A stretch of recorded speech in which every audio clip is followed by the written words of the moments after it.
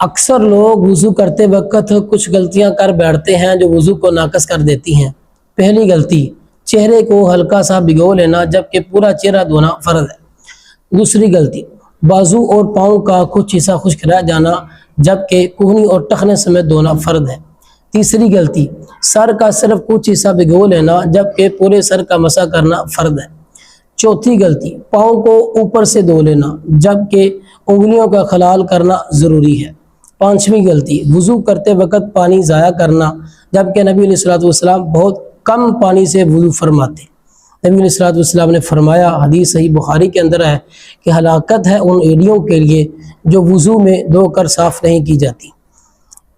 یاد رکھیں کہ وضو اللہ تعالیٰ کے سامنے کھڑے ہونے کی تیاری ہے، تو اس لیے اس کا مکمل اور نبی علیہ الصلوۃ والسلام کے طریقے کے مطابق ہونا ضروری ہے۔ اگر آپ کو ہماری ویڈیو پسند آئی ہے تو ہماری ویڈیو کو لائک اور شیئر کریں اور ہمارے چینل کو سبسکرائب کریں۔ جزاک اللہ، السلام۔